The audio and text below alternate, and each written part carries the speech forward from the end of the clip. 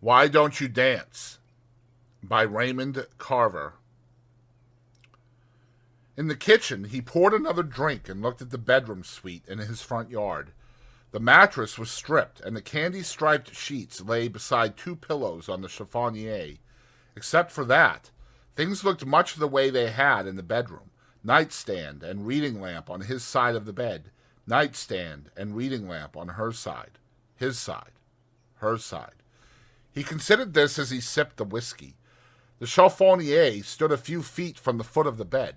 He had emptied the drawers into cartons that morning, and the cartons were in the living room. A portable heater was next to the chiffonier. A rattan chair with a decorator pillow stood at the foot of the bed.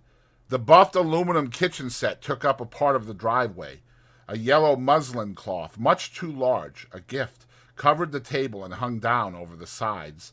A potted fern was on the table, and a few feet away from this stood a sofa and a chair and a floor lamp.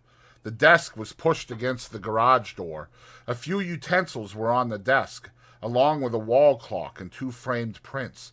There was also in the driveway a carton with cups, glasses, and plates, each object wrapped in newspaper. That morning he had cleared out the closets, and except for the three cartons in the living room, all the stuff was out of the home. He had run an extension cord on out there, and everything was connected. Things worked, no different from how it was when they were inside. Now and then a car slowed and people stared, but no one stopped. It occurred to him that he wouldn't either. "It must be a yard sale," the girl said to the boy. This girl and this boy were furnishing a little apartment. "Let's see what they want for the bed," the girl said. "And for the TV," the boy said. The boy pulled into the driveway and stopped in front of the kitchen table. They got out of the car and began to examine things, the girl touching the muslin cloth, the boy plugging in the blender and turning the dial to mince, the girl picking up a chafing dish, the boy turning on the television set and making little adjustments.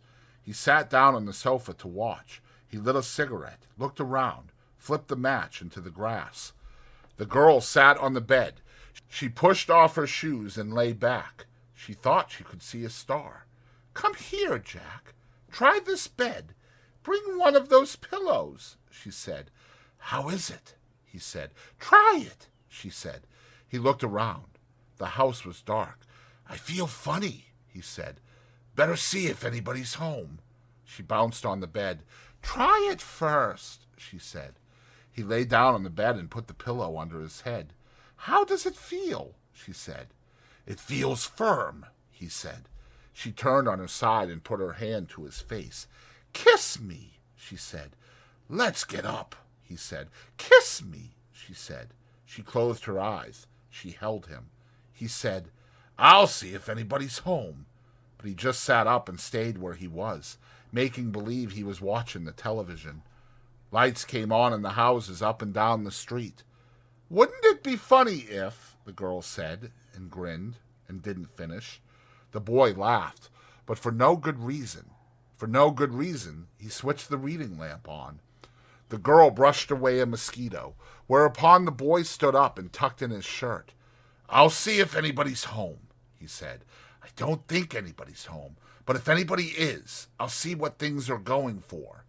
Whatever they ask, offer $10 less. It's always a good idea," she said. "And besides, they must be desperate or something." "It's a pretty good TV," the boy said. "Ask them how much," the girl said. The man came down the sidewalk with a sack from the market. He had sandwiches, beer, whiskey. He saw the car in the driveway and the girl on the bed. He saw the television set going and the boy on the porch. "Hello," the man said to the girl. "You found the bed. That's good."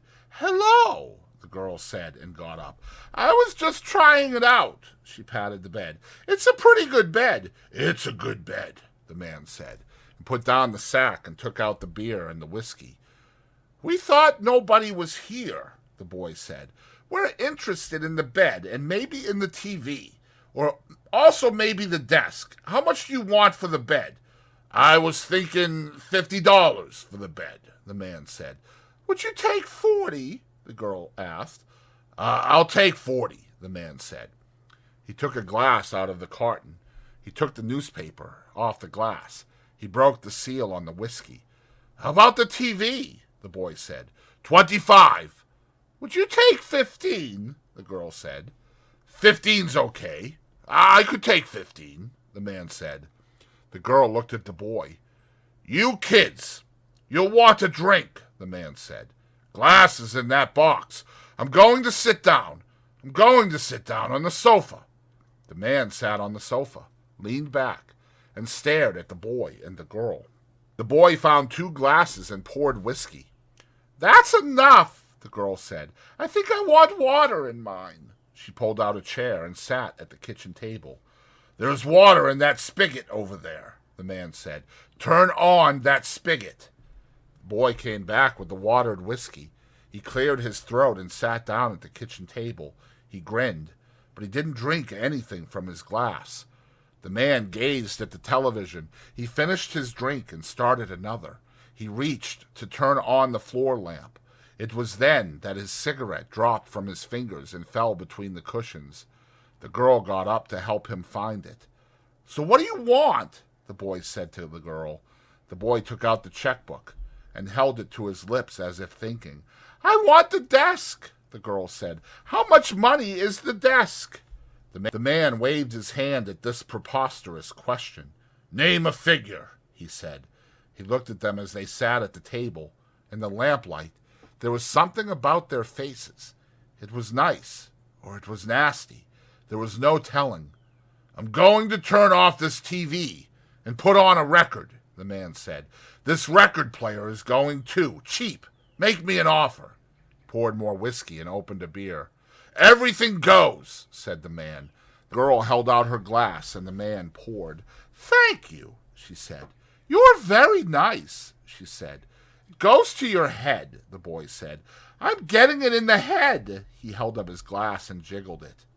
The man finished his drink and poured another, and then he found the box with the records. "Pick something," the man said to the girl, and he held the records out to her.